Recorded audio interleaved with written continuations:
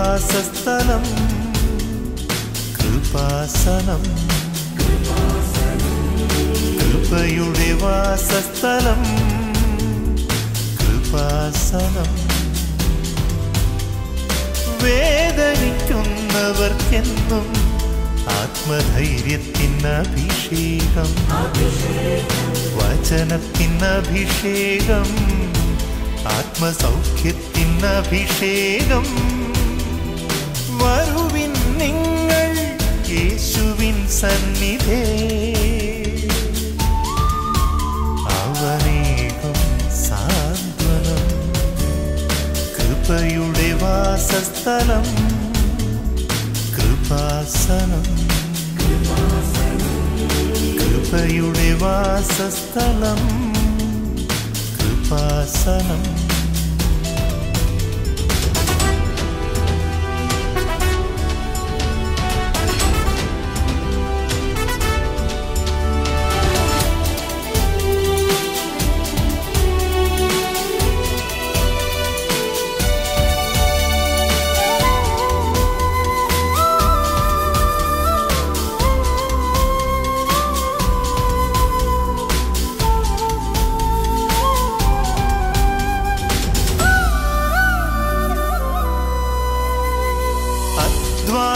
ഭാരത്താലേ തളരുന്ന സോദരേ, സഹനത്തിരമാലയിൽ പതറാതെ മുന്നേറിടാം.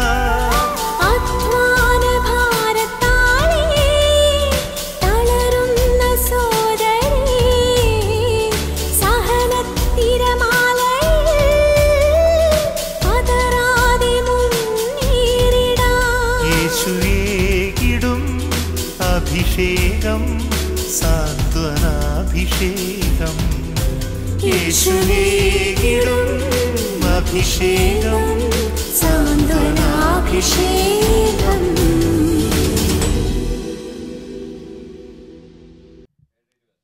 പിതാവിൻ്റെയും പുത്രൻ്റെയും പരിശുദ്ധാത്മാവിൻ്റെയും നാമത്തിൽ യേശുമിശിഹായിൽ ഏറ്റവും പ്രിയപ്പെട്ടവരെ, നമ്മൾ കുറേ നാൾ വിശ്വാസം പരിശീലിച്ച് കഴിയുമ്പോൾ നമ്മൾ ഗൗരവതരമായ ഒരു ആത്മശോധന ചെയ്യണം. കാരണം വിശ്വാസത്തോടൊപ്പം നമ്മുടെ സ്നേഹത്തിൻ്റെ, ദൈവത്തോടുള്ള സ്നേഹത്തിൻ്റെ നിലവാരം, അതിൻ്റെ ഗ്രേഡ് എന്താണ്? കാര്യം പലരും ദൈവത്തെ വിശ്വസിക്കുന്നുണ്ട്, പക്ഷേ അതിന് ആനുപാതികമായി ദൈവത്തെ സ്നേഹിക്കുന്നുണ്ടോ എന്ന് ഒരു ആശങ്ക ഉളവാക്കുന്നുണ്ട്.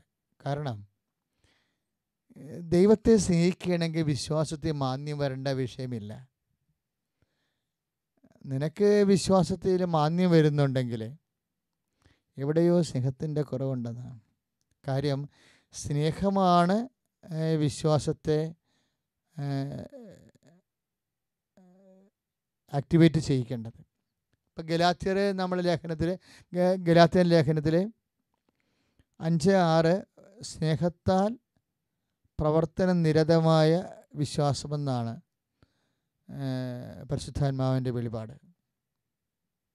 ഞാൻ ഇങ്ങനെ പറയാൻ കാരണം എന്ന് വെച്ച് കഴിഞ്ഞാൽ, നമ്മൾ വളരെ ബോധപൂർവം I pray because I love എന്ന ഹൃദയത്തിൽ ഇങ്ങനെ ചിന്തിച്ചുകൊണ്ട് പ്രാർത്ഥിക്കുകയാണെങ്കിൽ സാധാരണ പ്രാർത്ഥനയേക്കാൾ അതിന് പവർഫുള്ളായിരിക്കും. കാരണം ദൈവത്തോട് പറയണം, ദൈവമേ ഞാൻ പ്രാർത്ഥിക്കുന്നു കാരണം ഞാൻ നിന്നെ സ്നേഹിക്കുന്നു എന്ന്. ഇത് നമ്മളൊരു ഒരാഴ്ചയോളം ഇത് പ്രാക്ടീസ് ചെയ്യണമെങ്കിൽ പ്രാർത്ഥനയൊക്കെ പെട്ടെന്ന് ചാടി, ഈ രാസവളം വിട്ട ചെടികൾ വളരണ പോലെ പെട്ടെന്ന് ചാടി വളരും. കാര്യം ഇതൊരു വളം തന്നെയാണ്. കാര്യം വിശ്വാസത്തിൻ്റെ ബേസ്മെൻറ്റ് എപ്പോഴും ദൈവസ്നേഹമാണ്. അത് ഇപ്പം തന്നെ പത്രോസിനോട് എല്ലാവരോടും ചോദിച്ചു, ഞാൻ ആരാണെന്നാണ് നിങ്ങൾ പറയുന്നത്, ഞാൻ ആരാണെന്നാണ് ജനങ്ങൾ പറയുന്നത് എന്ന് ഈശോ ചോദിച്ചില്ലേ? മത്തായി ശ്ലീഹായുടെ സുവിശേഷത്തിലെ 16:16 അപ്പോൾ ഓരോരുത്തരും ഓരോ ഉത്തരങ്ങൾ പറഞ്ഞു. സ്നേഹമില്ലെങ്കിൽ പലരും പല ഉത്തരങ്ങൾ ഈശോയെക്കുറിച്ച് പറയും. പത്രോസ് ഉടനെ പറഞ്ഞു, എന്താ പറഞ്ഞത്? നീ ജീവിക്കുന്ന ദൈവത്തിൻ്റെ പുത്രനായ ക്രിസ്തുവാണ്. That's okay. പക്ഷേ അത് കേട്ടപ്പോൾ ഈശോ എന്നാ പറഞ്ഞത്?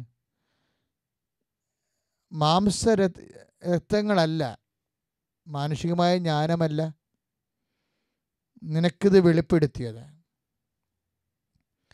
എൻ്റെ സ്വർഗസ്ഥനായ പിതാവാണെന്ന്. ഇപ്പോൾ പത്രോസിനെ വെളിപ്പെടുത്തിയത് പിതാവ് മാത്രമല്ല. ഈ വചനം വെച്ച് ഈ 14 യോഹന്നാൻ 14:21 വെച്ച് മത്തായി 16:16 വ്യാഖ്യാനിക്കുകയാണെങ്കിൽ നമുക്ക് മനസ്സിലാകും, പത്രോസ് കർത്താവിൻ്റെ വാക്ക് അക്ഷരം പ്രതി പാലിച്ച ഒരാളാണ്.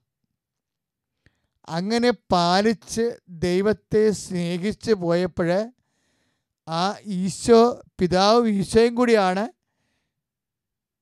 പത്രോസിനോട് ഈശോ ആരാണെന്ന് വെളിപ്പെടുത്തിയത്. എൻ്റെ മക്കളെ, ഇതൊരു വളർച്ചയാണ്, ആധ്യാത്മിക വളർച്ച. ആധ്യാത്മിക വളർച്ചയ്ക്ക് വളം ദൈവസ്നേഹം തന്നെയാണ്.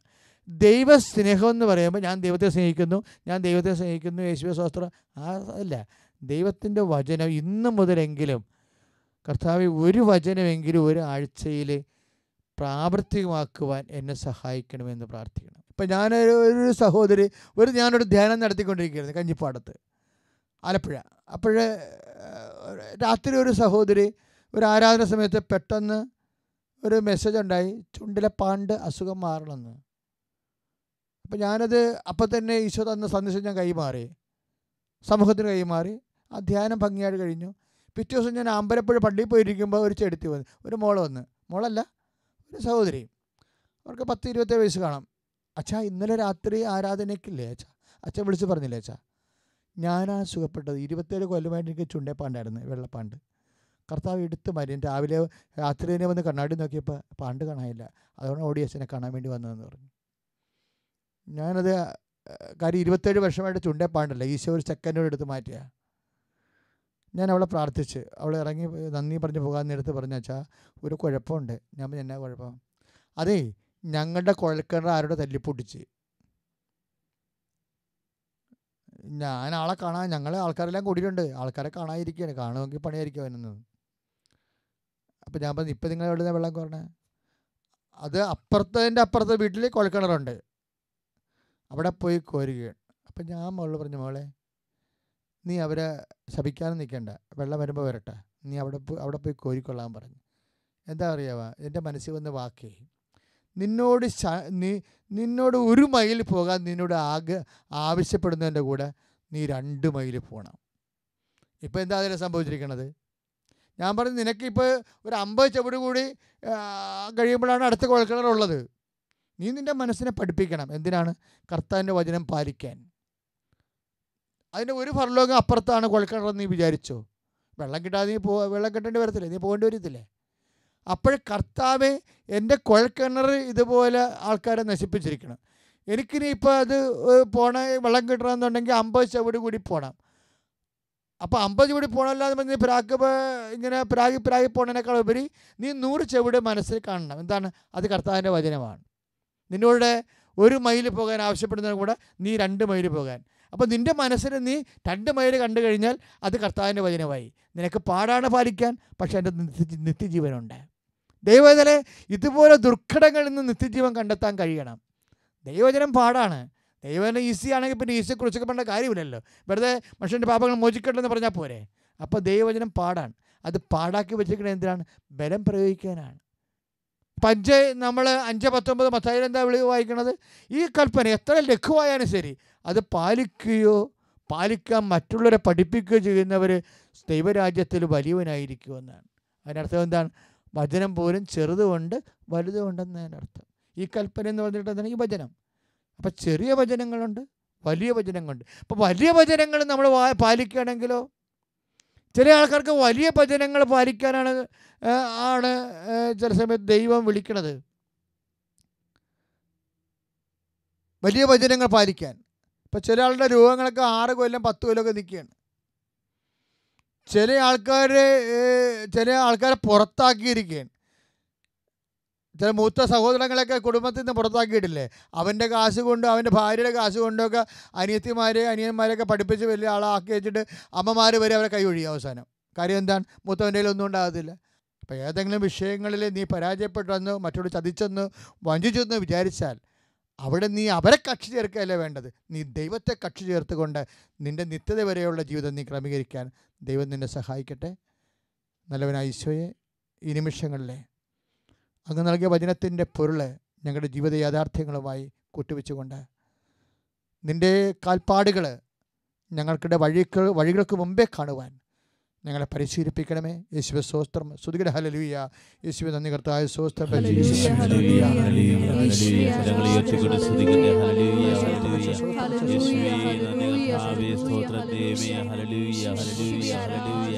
യേശുവേ ഞങ്ങളെ ആരാധിച്ച് സ്തുതിക്കുന്നു കർത്താവേ, ആരാധിച്ച് വണങ്ങുന്നു. Hallelujah hallelujah hallelujah hallelujah hallelujah hallelujah. വിശ്വാസത്തോടുകൂടി ദൈവസ്നേഹത്തോടുകൂടി കരങ്ങളടിച്ചുകൊണ്ട് നമ്മുടെ കർത്താവിനെ വാഴ്ത്തിപ്പാടുകയാണ്. ജീവിക്കുന്ന ദൈവത്തിൻ്റെ വചനമാണ് നമ്മൾ കേട്ടത്. ആ വചനം അയച്ചുകൊണ്ട് നമ്മുടെ രോഗങ്ങൾ സുഖപ്പെടുത്തും, നമ്മുടെ വേദനകൾ ഏറ്റെടുക്കും. കരഘോഷത്തോടുകൂടി ദൈവസ്നേഹത്തോടുകൂടി ശക്തിയോടുകൂടി പ്രാർത്ഥിക്കട്ടെ.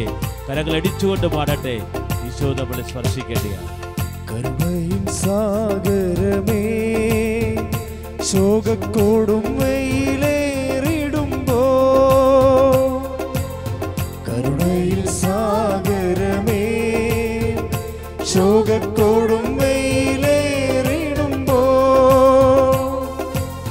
മേഘത്തിൻ തണലരുളി എന്നെ സാന്ത്വനമായി നടത്താം.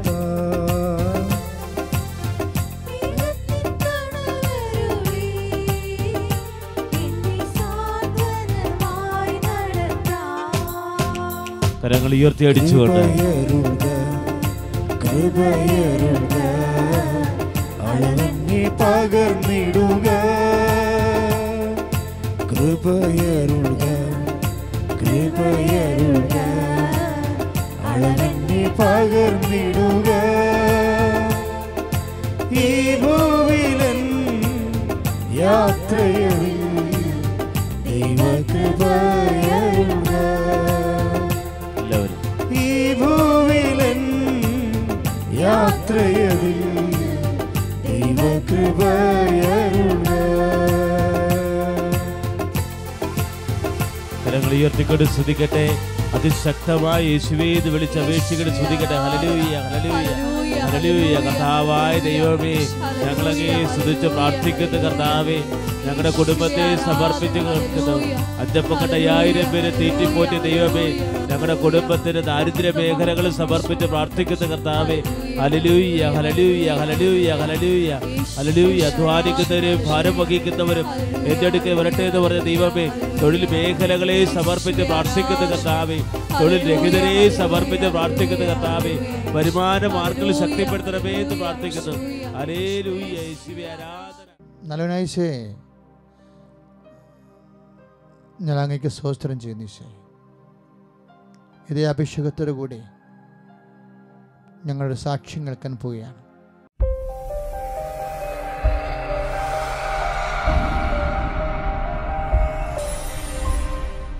എൻ്റെ പേര് ആലീസ്, എൻ്റെ ഭർത്താവിൻ്റെ പേര് ബാബു. ഞങ്ങൾ ആലപ്പുഴ പൂന്തോപ്പിൽ നിന്ന് വരുന്നു. ഞങ്ങളുടെ വിവാഹം കഴിഞ്ഞിട്ട് 16 വർഷമായിട്ട് ഞങ്ങൾക്ക് കുട്ടികളില്ലായിരുന്നു. എൻ്റെ ഒരു കൂട്ടുകാരത്തി കൃപാസനത്തെക്കുറിച്ച് പറഞ്ഞു. ഇവിടെ നിന്ന് ഉടമ്പടി എടുത്ത് ഞങ്ങൾക്ക് വേണ്ടി പ്രാർത്ഥിച്ചു. ഇവിടെ നിന്ന് തേനും തിരിയും തന്ന് ഞങ്ങൾ 2 പേരും തേനും കഴിക്കുകയും തിരി കത്തിച്ച് കണ്ണുനീരോടെ ഒരു കുഞ്ഞിന് വേണ്ടി പ്രാർത്ഥിച്ചു. അത്ഭുതകരമെന്ന് പറയട്ടെ, പിറ്റേ മാസം ഞാൻ ഗർഭിണിയായി. എല്ലാ പ്രതിസന്ധികളെയും തരണം ചെയ്ത് ഞങ്ങൾക്കൊരു കുഞ്ഞിനെ തന്ന് ഞങ്ങളൊരു തിരുക്കുടുംബമാക്കി ഈശോ അനുഗ്രഹിച്ചു. ഈശോയ്ക്കും പരിശുദ്ധ അമ്മയ്ക്കും 1000 നന്ദി പറയുന്നു.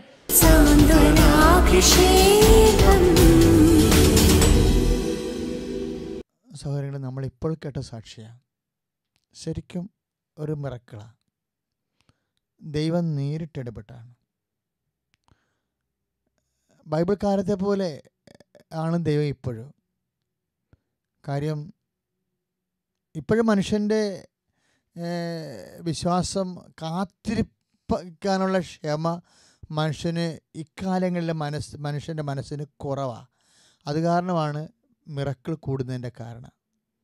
മനുഷ്യൻ സങ്കീർണമായി വരുമ്പോൾ സ്വാഭാവികമായിട്ടും മനുഷ്യനിലേക്കുള്ള കമ്മ്യൂണിക്കേഷൻസ് ദൈവം ഇന്നത്തെ കാലത്തിന് പറ്റുന്ന രീതിയിൽ ക്രമീകരിക്കുന്നുണ്ടെന്ന് ഓരോ ദിവസവും കേൾക്കുന്ന മിറക്കിള് കേൾക്കുമ്പോൾ എൻ്റെ മനസ്സങ്ങനെ പറഞ്ഞുകൊണ്ടിരിക്കും. അത് ഞാൻ നിങ്ങളോടിപ്പോൾ പങ്കുവെച്ചതേ ഉള്ളൂ. പക്ഷേ വലിയ കാര്യമാണ് ഇപ്പോൾ നമ്മൾ കേട്ടത്. ഇവർക്ക് കുട്ടികൾ ഉണ്ടാവുന്ന ആ സ്വപ്നം വരെ അതിൻ്റെ വേറെ അറുത്ത് പോയിരിക്കുന്ന ഒരവസ്ഥയാണ്. ഇല്ലായ്മ, ശരിക്കും ഇല്ലായ്മയിൽ നിന്നാണ് ഉള്ളതുപോലെ വിളിച്ചു വരുത്തിയെന്ന് പൗലോസ് അപ്പോസ്തലൻ പറയുന്നത് വിശ്വാസത്തെക്കുറിച്ചാണ്. ആ വിശ്വാസം തന്നെയാണ് ഉടമ്പടിയിലൂടെ പ്രവർത്തിച്ച് ആ ഇല്ലായ്മയിൽ നിന്നുള്ള കുഞ്ഞിനെ. അപ്പോൾ ഈശോ ഈ വിഷയത്തിൽ ഈശോ പറയും, ഈ കല്ലിൽ നിന്ന് ഞാൻ എബ്രഹാം സന്തതി ജനിപ്പിക്കുമെന്ന് പറയത്തില്ലേ, മത്തായി 3:9. അപ്പോൾ ചില ആൾക്കാർ എന്നോട് കൗണ്ട് ചില പറഞ്ഞാൽ അച്ഛാ കൗണ്ട് കുറവാണ് എന്നിട്ട് ചിലർ പറയും അണ്ട ഉൽപ്പാദിപ്പിക്കപ്പെടുന്നില്ല. ഞാൻ ചോദിക്കും യൂട്രസ് ഉണ്ടോ എന്ന് ചോദിക്കും. എന്താ കാര്യം? ആ ഇൻഫ്രാസ്ട്രക്ചർ ഉണ്ടെങ്കിൽ ബാക്കിയൊന്നും വിഷയമല്ല. ബാക്കി ദൈവം നേരിട്ട് ചെയ്യുന്ന കാര്യങ്ങളാണ്. അത് നമ്മൾ ഇതുപോലുള്ള സംഭവമല്ല, ഇതുപോലുള്ള എപ്പോഴും ഇങ്ങനെ കൃപാസനത്തിൽ കേട്ടുകൊണ്ടിരിക്കും. അപ്പോൾ ഈ സാക്ഷ്യം കേട്ടപ്പോൾ മക്കളില്ലാത്ത അനേകം മക്കൾ വേദനിക്കുന്നുണ്ട്. ഇപ്പോഴും ലക്ഷങ്ങളുടെ ചികിത്സ ചെയ്തിട്ടും എത്തിപ്പെടാതെ മനസ്സ് ദ്രവിച്ച് പോകുന്നുണ്ട്. ഒരു കുഞ്ഞില്ലെങ്കിൽ ചത്ത് കളയാവുന്നുള്ള വേദനയിൽ മനോവിനെ കഴിയുന്നവരുണ്ട്. അവർക്കെല്ലാം ആശ്വാസം കിട്ടാൻ, അനേകം മക്കൾക്ക് ഇതുപോലെ ആശ്വാസം ലഭിക്കാനാണ് നമ്മൾ സാക്ഷ്യം കേട്ടതിന് ശേഷം നേരിട്ട് ആരാധനയ്ക്ക് പോവുകയാണ്. ആരാധനയിൽ ദിവനാഥം വരുമ്പോൾ നിങ്ങൾ പ്രാർത്ഥിക്കണം. പ്രത്യേകിച്ച് മക്കളില്ലാത്തവർ പ്രാർത്ഥിക്കണം. അവരെ ഈ സമയം ദൈവം അനുഗ്രഹിക്കും. അതുപോലെ തന്നെ വിവാഹം ഒത്തുവരാത്തവർ, വിവാഹത്തിൻ്റെ ഭൗതിക സാഹചര്യങ്ങളില്ലാത്തവർ, വിവാഹം തകർന്നു പോയവർ, സെപ്പറേറ്റായി പോയവർ, മക്കൾ ജനിക്കുന്നതിന് പകരം ഭാര്യയും ഭർത്താവും അകന്ന് താമസിക്കുന്നവർ, വനിതാ കമ്മീഷനും കുടുംബ കോടതിയിലുമൊക്കെ ക്രിസ്തീയ ജീവിതം ഉൾപ്പെടെ പല മനുഷ്യരുടെയും ജീവിതം അങ്ങ് വിഭജിച്ച് പോയിരിക്കുകയാണ്. തകർന്നുപോയ കുടുംബങ്ങൾ, കേസിനടുത്ത കേസിന് എന്ത് പറയണമെന്നറിയാൻ പാടില്ലാതെ ജയിക്കാൻ വേണ്ടിയുള്ള ഓരോ നിലപാടുകളും തോക്കുകയും എല്ലാ ജയങ്ങളും തോൽവിയായിട്ട് തിരിച്ചറിയുകയും ചെയ്യുമ്പോൾ ജീവിതം കൈവിട്ടു പോകുന്നവർ, കർത്താവെ അവരെല്ലാവരെയും ഞങ്ങൾ ആരാധന സമർപ്പിക്കുന്നു. എല്ലാവരെയും കൊണ്ടുവരുന്നു. തകർന്ന കുടുംബങ്ങളെ പ്രത്യേകിച്ച് കൊണ്ടുവരുന്നു. മക്കളില്ലാത്തവരെ അവരെല്ലാം ആശീർവദിക്കുവാൻ ഓ ദിവ്യകാരുണ്യമേ നീ കടന്നു വരണമേ.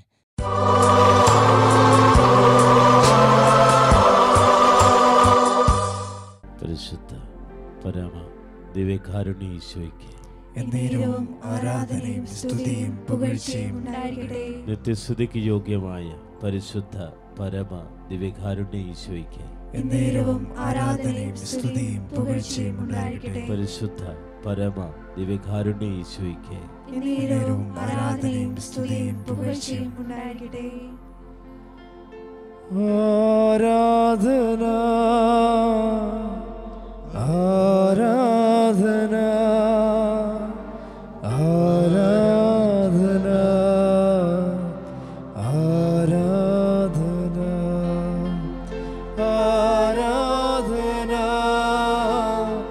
ആരാധന ആരാധന ആരാധന ആരാധന ആരാധന ആരാധന ആരാധന എൻ ജീവനെ കാളും നീ വലിയതാണെനിക്ക്. എൻ ജീവനെ കാളും നീ വലിയതാണെനിക്ക്. ആരാധന ആരാധന ആരാധന ആരാധന ആരാധന ആരാധന ആരാധന ആരാധന യേശുവേ ആരാധന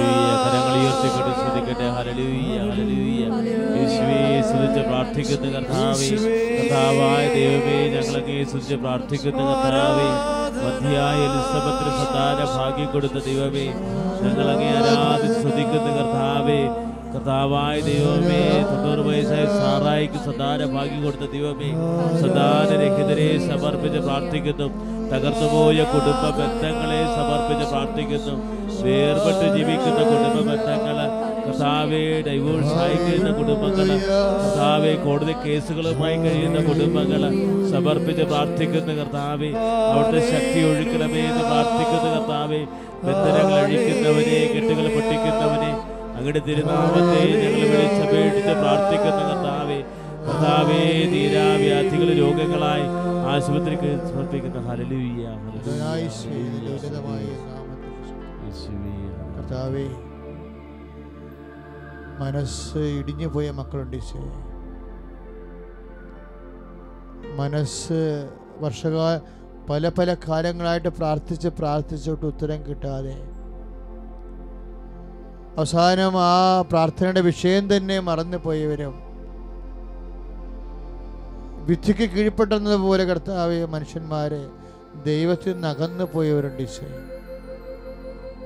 കുഞ്ഞുങ്ങളില്ലാത്തവരാണ്, വിവാഹം താമസിക്കുന്നവര്, സാമ്പത്തിക കടം മാറാത്തവര്, ജോലി ലഭിക്കാതെ എത്രയോ പേരാണ് ഈശോയെ. പല വിഷയങ്ങൾ കാരണം അവരുടെ എല്ലാ ഉദ്യമങ്ങളും സപ്തനാടുകളും തളർന്നതുപോലെ എല്ലാ ഉദ്യമങ്ങളും അവസാനിപ്പിച്ച് കർത്താവെ പിൻവലിഞ്ഞു പോയവരെ ഉണ്ട് ഈശോയെ.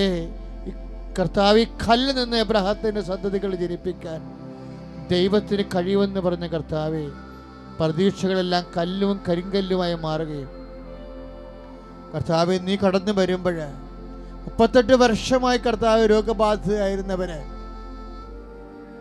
കർത്താവ് നിന്റെ സാന്നിധ്യത്തിൽ സൗഖ്യം പ്രാപിച്ചതുപോലെ അനേകം വർഷങ്ങളെ കർത്താവെ, രോഗപീഡിതര്, ജീവിത ദുരിതങ്ങളിലെ തടസ്സങ്ങളിൽ അകപ്പെട്ട് കഴിയുന്നവര്, വിശ്വാസം പോലും പോയിരിക്കുന്ന ഒരു കർത്താവെ, ഇപ്പോഴവർക്കെല്ലാം വേണ്ടി ഞങ്ങൾ കണ്ണുനീരോടെ പ്രാർത്ഥിക്കുന്ന ഓരോ ഭവനങ്ങളിൽ കർത്താവെ, അങ്ങനെ മക്കളും മുട്ടുനിന്ന് കണ്ട് കർത്താവെ, വിശ്വാസ തകർച്ചയ്ക്ക് വേണ്ടി, വിശ്വാസ തകർച്ചയിൽ അമർന്നു പോയവർക്ക് വേണ്ടി പ്രാർത്ഥിക്കുകയാണ് ദൈവമേ.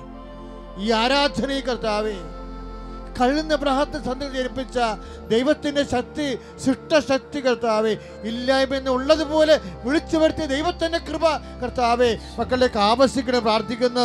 യേശുവേ സ്തോത്രം. ഹല്ലേലൂയ.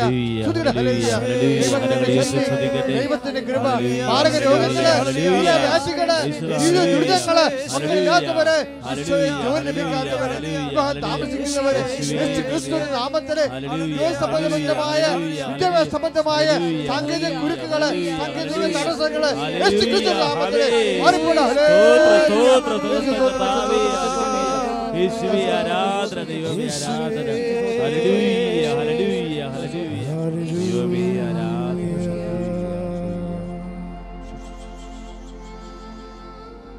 ഇവിടെ അതേ ചൈതന്യത്തോടെ നമുക്ക് കർത്താവിൻ്റെ ആശീർവാദം സ്വീകരിക്കാം. നല്ലവനായ ഈശോയെ, അങ്ങയുടെ മക്കളെ ഇപ്പോഴങ്ങ് ആശീർവദിക്കുമ്പോൾ കർത്താവെ, തറവായ രോഗിയുടെ നേരെ തിരിഞ്ഞ നീണ്ടുവന്ന അങ്ങയുടെ കൈ സൂക്ഷിച്ചു പോയ മകൻ്റെ ജീർണിച്ച കൈകളിലേക്ക് കർത്താവെ, കുറുകിപ്പോയ കൈകളിലേക്ക് നീണ്ടുവന്ന നിന്റെ കരുണയുടെ കൈകൾ ഈ നിത്യാരാധനയിലെ ആരാധന ആശീർവാദ നിമിഷങ്ങൾ കർത്താവെ, അനേക രാജ്യങ്ങളിലേക്ക് കർത്താവെ, അനേകം നാടുകളിലേക്ക് കർത്താവെ, അനേകം വീടുകളിൽ കർത്താവെ, വേദനയോടെ പ്രതീക്ഷ നഷ്ടപ്പെട്ട് കഴിയുന്ന ഓരോ മരവിച്ച മക്കളിലേക്ക് കർത്താവെ, നിന്റെ അനുഗ്രഹത്തിന്റെ ആണിപ്പഴുതാറുന്ന അത്ഭുതകരങ്ങൾ കർത്താവെ നീ നീട്ടണമെന്ന് പ്രാർത്ഥിക്കുന്നു. ഹല്ലേലൂയ.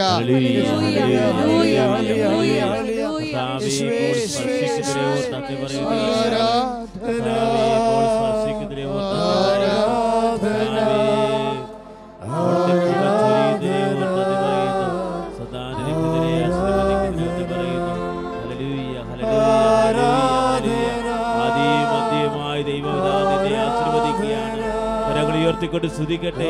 വഴി സത്യവും ജീവനുമായ ദൈവത്തിനെ ആശീർവദിക്കുകയാണ്. ജീവനും പുനരുദ്ധാനമായ ദൈവം നിന്നെ ആശീർവദിക്കുകയാണ്. ഇപ്പോൾ നീ ചോദിക്കുന്നത് എന്തും ദൈവം നിനക്ക് തരും. ഇപ്പോൾ നീ ദൈവത്തിന് സന്നിധിയിൽ യാചിക്കുന്നതെന്നും പ്രാർത്ഥിക്കുന്നതെന്നും ദൈവം നിനക്ക് തരും. വിശ്വാസത്തോടെ മനമുയർത്തി സ്വരമുയർത്തി വിളിച്ചപേക്ഷിച്ച് പ്രാർത്ഥിക്കട്ടെ. സുഭാഷ 10:18 പ്രാർത്ഥിക്കുന്ന കർത്താവേ, അവിടുത്തെ നാമം വിളിച്ചപേക്ഷിക്കുന്നവർ സുരക്ഷിതരാണെന്ന് ഞങ്ങൾ വിശ്വസിക്കുന്ന കർത്താവേ, കർത്താവേ അവിടുത്തെ രാജ്യവും നീതിയും അന്വേഷിക്കുന്ന മക്കളുടെ മേൽ ഇപ്പോൾ കൃപ ചൊരിയുന്നതിനെ ഓർത്ത് നന്ദി പറയുന്നു. Hallelujah, hallelujah. ശിരസ്സ് നമിച്ച് പരിശുദ്ധ പരമ ദിവ്യകാരുണ്യനാഥന് ഏവരെയും ആശീർവദിച്ച പരിശുദ്ധ പരമ ദിവ്യകാരുണ്യനാഥന് നിത്യസ്തുതിക്ക് യോഗ്യമായ പരിശുദ്ധ പരമ ദിവ്യകാരുണ്യ ഈശോയ്ക്ക്